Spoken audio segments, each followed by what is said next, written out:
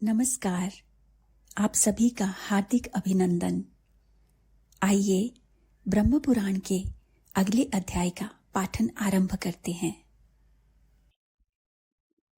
इला तीर्थ के अविभार्व की कथा। ब्रह्मा जी कहते हैं, इला तीर्थ के नाम से जिस तीर्थ की प्रसिद्धि है वह मनुष्यों को सब प्रकार की सिद्धि देने वाला, ब्रह्म हत्या आदि पापों को दूर करने वाला तथा संपूर्ण कामनाओं को पूर्ण करने वाला है। वैवस्वत मनु के वंश में इल नामक एक राजा हो गए हैं।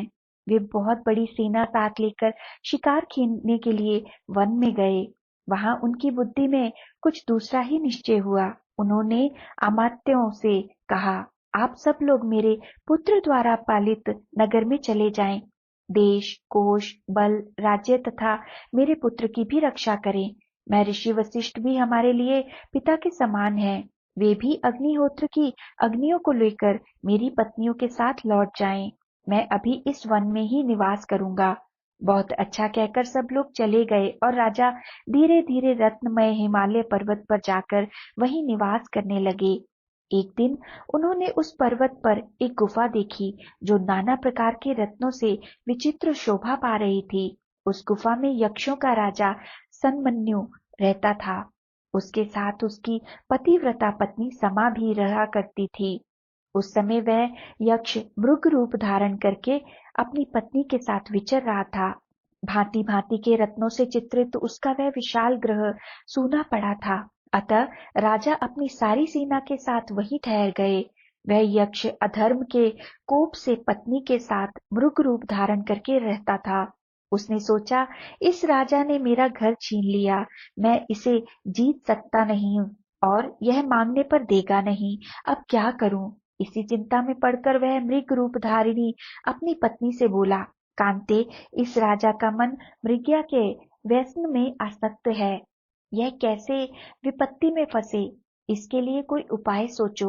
मेरा विचार है कि तुम मनोहर मृगी का रूप धारण करके इसके सामने से निकलो और इसे अपनी ओर आकृष्ट करके किसी तरह अंबिका वन में पहुंचा दो। उसके भीतर प्रवेश करते ही यह राजा स्त्री हो जाएगा। भद्रे, यह काम तुम ही कर सकती हो, मेरे लिए यह उचित न होगा। यक्षिणी ने पूछा, नाथ, अंबिका वन तो बड़ा सुंदर है, तुम उसमें क्यों नहीं जा सकते? यदि तुम भी चले जाओ तो क्या दोष होगा? यह हमें ठीक ठीक बताओ। यक्ष ने कहा, एक समय पार्वती ने एकांत में बैठे हुए भगवान शंकर से कहा, देवेश्वर, स्त्रियों की यह स्वाभाविक इच्छा होती है कि उनकी रति क्रीड़ा सदा गुप्त रहे। इसलिए मुझे ऐसा नियत स्थान दीजिए जो आपकी आज्ञा से सुरक्षित हो। मैं स्थान वही चाहती हूँ जो उमावन के नाम से प्रसिद्ध है। उसमें आप गणेश, कार्तिकेय और नंदी के सिवा जो कोई भी प्रवेश करे वह स्त्री हो जाए। शंकर जी ने प्रसन्न होकर कहा, ऐसा ही हो। इसलिए उमा के उस वन में मुझे नहीं जाना चाहिए। उसके स्वामी का यह वचन सुनकर इच्छानुसार रूप धारण करने वाली वह यक्षिणी विशाल नेत्रों वाली मृगी बनकर राजा के सामने आई। यक्ष वहीं ठहर गया। राजा ने मृगी को देखा। मृग्या में तो उसकी आसक्ति थी ही। मृगी पर दृष्टि पड़ते ही वे अकेले घोड़े पर जा बैठे और उसका पीछा करने लगे। वह धीरे धीरे राजा को अंबिका वन तक खींच ले गई। जब घोड़े पर बैठे ही बैठे उमा वन में प्रविष्ट हो गए, तब यक्षिणी ने मृगी का रूप छोड़कर दिव्य रूप धारण कर लिया और अशोक वृक्ष के नीचे खड़ी हो राजा को देखकर हंसने लगी। पति की कही हुई बातों को याद करके वह राजा से बोली, सुंदरी इला, तुम अकेली अबला घोड़े पर चढ़कर पुरुष के वेश में कहाँ जाती हो? किसके पास जाओगी?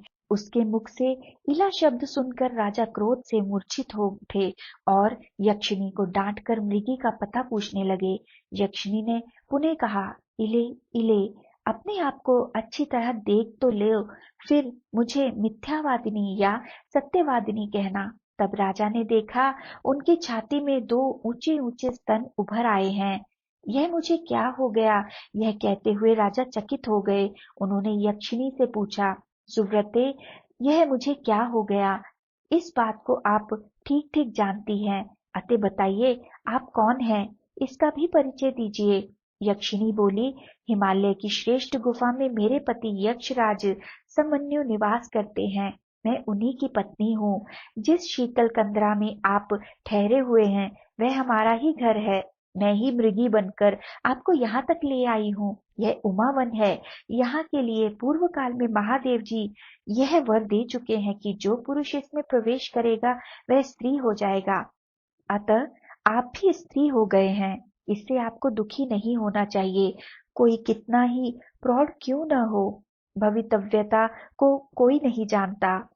इस प्रकार इला को आश्वासन दे वह सुंदरी यक्षिणी अंतर्ध्यान हो गई। उसने पति से सारा हाल कह सुनाया। यक्ष भी यह सुनकर बहुत प्रसन्न हुआ। इधर इला गाती और नृत्य करती हुई उमावन में ही रहने लगी। वह कर्म की गति का स्मरण करती हुई स्त्री स्वभाव के अनुसार ही चेष्टा करती थी। एक दिन जब इला नृत्य कर रही थी, बुद्ध ने उसे देखा। वे अपने पिता को नमस्कार करने के लिए जा रहे थे। इला पर दृष्टि पड़ते ही उन्होंने यात्रा स्थगित कर दी और उसके पास आकर कहा, देवी तू स्वर्ग में रहकर मेरी प्रिय भार्या हो जा। इला ने भक्ति पूर्वक बुद्ध की आज्ञा का अभिनंदन करके उसे स्वीकार कर लिया। बुद्ध अपने उत्तम स्थान पर ले जाकर इला के साथ प्रेम पूर्वक विहार करने लगे। उसने भी सब प्रकार की सेवाओं से पति को संतुष्ट किया। इस प्रकार बहुत समय व्यतीत हो जाने पर बुद्ध ने प्रसन्न हो अपनी प्रिया से कहा, कल्याणी मैं तुझे क्या दूं? तेरे मन में जो प्रिय वस्तु हो उसे मांग ले। इला से बोल उठी, पुत्र दीजिए। बुद्ध ने कहा, यह मेरा वीर्य अमोघ तथा प्रेम से प्रकट हुआ है, अतः तेरे गर्भ से विश्वविख्यात क्षत्रिय पुत्र उत्पन्न होगा। उससे चंद्रवंश की वृद्धि होगी। वह तेज में सूर्य, बुद्धि में बृहस्पति, क्षमा में पृथ्वी, युद्ध संबंधी पराक्रम में भगवान विष्णु तथा क्रोध में अग्नि के समान होगा। समय आने पर महात्मा बुद्ध का पुत्र उत्पन्न हुआ। उस समय देवलोक में सब ओर जय जयकार का शब्द गूंज उठा। उसके जन्मोत्सव में सभी प्रधान प्रधान देवता आए। मैं भी बड़ी प्रसन्नता के साथ उसमें सम्मिलित हुआ। वह बालक जन्म लेते ही उच्च स्वर से रोया था।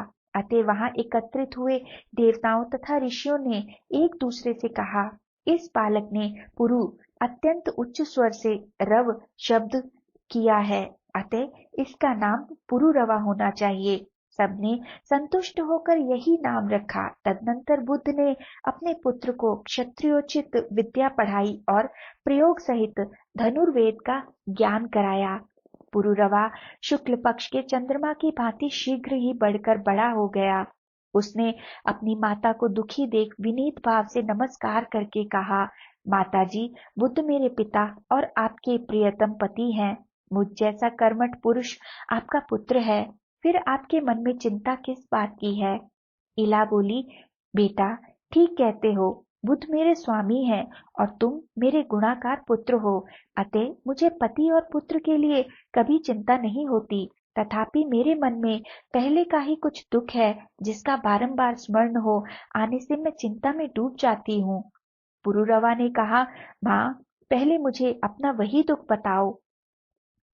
तब इला ने पुरुरवा को इक्ष्वाकु वंश का परिचय देते हुए अपने जन्म, नाम, राज्य प्राप्ति, पुत्र जन्म, पुरोहित वशिष्ठ, प्रिय पत्नी, वन में आगमन, हिमालय की कंदरा में निवास, उमा वन में प्रवेश, स्त्रीत्व की प्राप्ति, बुद्ध से समागम, प्रेम तथा पुनः पुत्र जन्म आदि से संबंध रखने वाली सब बातें कह सुनाई। सुनकर पुरुरवा ने माता से पूछा, मैं क्या करूं? क्या करने से शुभ परिणाम होगा? इला बोली, बेटा तुम्हारे अनुग्रह से मैं पुरुषत्व की प्राप्ति, उत्तम राज्य, तुम्हारा तथा अन्य पुत्रों का अभिषेक, दान देना, यज्ञ करना तथा मुक्ति के मार्ग का अवलोकन करना आदि सब कुछ चाहती हूँ। तुम अपने पिता बुद्ध के पास जाकर सब बातें यथार्थ रूप से पूछो, वे सब जानते हैं, तुम्हारे लिए हितकर उपदेश देंगे। माता के कहने से पुरुरवा अपने पिता के पास गए और उन्हें प्रणाम करके उन्होंने अपनी माता का तथा अपना कर्तव्य पूछा। बुद्ध ने कहा, महामते, मैं राजा इल को जानता हूँ। उनके इला होने का वृतांत भी मुझसे छिपा नहीं है। उमा के वन में आना और उस वन के विषय में भगवान शंकर की आज्ञा का हाल भी मुझे मालूम है।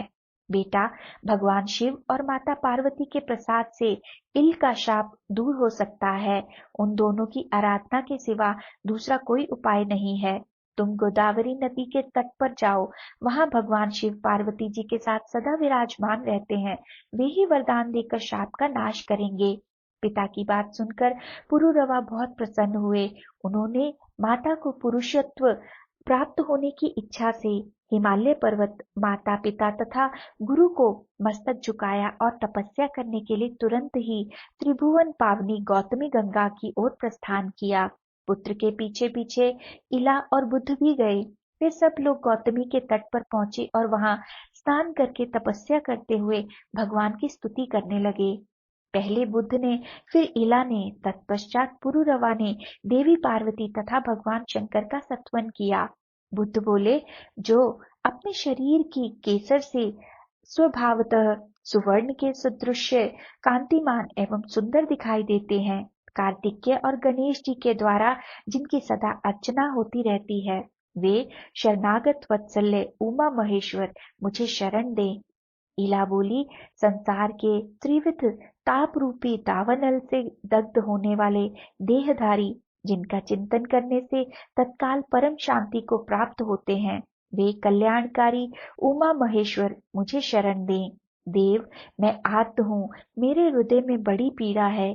कलेश आदि से मेरी रक्षा करने वाला आपके सिवा दूसरा कोई नहीं है। शरणागत की रक्षा करने वाले आपके जो दोनों परम पवित्र चरण हैं, वे मुझे शरण दें। पुरुरवा बोले, जिनसे इस जगत की उत्पत्ति होती है तथा प्रलय काल में यह सब जिनके ही भीतर लय को प्राप्त होता है, वे संसार को शरण देने वाले जगदात्मा उमा महेश्वर मुझे शरण दे। देवताओं के समुदाय में एक महान उत्सव के अवसर पर गिरिराज कुमारी पार्वती ने महादेव जी से कहा था, ईश, आप मेरे दोनों चरण पकड़ें। इस पर शिव जी ने अत्यंत प्रीतिवश पार्वती जी के जिन दोनों शरणागत पालक चरणों को ग्रहण किया था, वे मुझे शरण दें। यह स्तुति सुनकर उमा महेश्वर प्रकट हो गए। भगवती उमा ने कहा, तुम लोगों का मनोरथ क्या है, बताओ, मैं उसे पूर्ण करूंगी, तुम्हारा कल्याण हो। तुम सब लोग कृतार्थ हो गए। जो वस्तु देवताओं के लिए भी दुर्लभ हो, वह भी मैं तुम्हें दूंगी। पुरुरवा बोले, जगदम्बिके, राजा इल अज्ञानवश आपके वन में घुस गए थे। देवेश्वरी, आप उनके उस अपराध को क्षमा करें और पुनः उन्हें पुरुषत्व दें। पार्वती ने भगवान शंकर की सम्मति के अनुसार तथास्तु कहकर उन सबकी प्रार्थना स्वीकार की। इसके बाद शिवजी ने कहा, राजा इल गौतमी गंगा में स्नान करने मात्र से पुरुष हो जाएंगे। तब बुद्ध की पत्नी इला ने गंगा में स्नान किया। स्नान के पश्चात इला के शरीर से जो जल चू रहा था, उसके साथ उनके नारी जनोचित सौंदर्य, नृत्य और संगीत भी गंगा की धारा में मिल गए। वे ही नृत्या, गीता और सौभाग्य नाम की नदियों के रूप में परिणत हुए। वे नदियां भी गंगा में आ मिली। इससे वहां 3 पवित्र संगम हो गए। उनमें किया हुआ स्नान और दान इंद्र पद की प्राप्ति कराने वाला है। शिव और पार्वती के प्रसाद से पुरुषत्व प्राप्त करने के पश्चात राजा इल ने महान अभ्युदय की सिद्धि के लिए वहां अश्वमेध यज्ञ किया।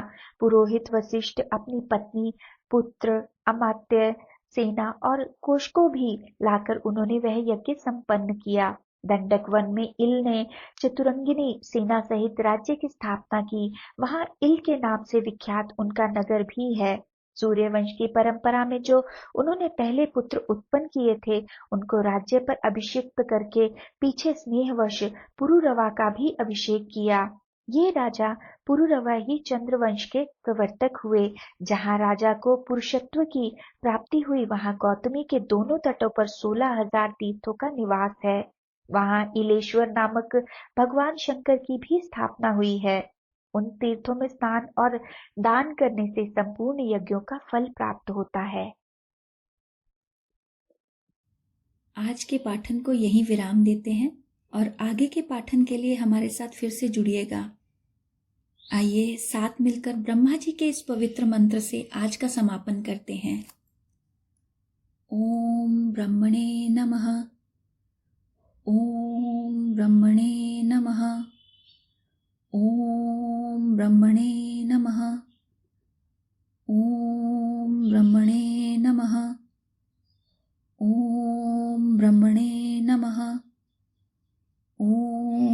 ब्रह्मणे नमः। ओम ब्रह्मणे नमः। धन्यवाद।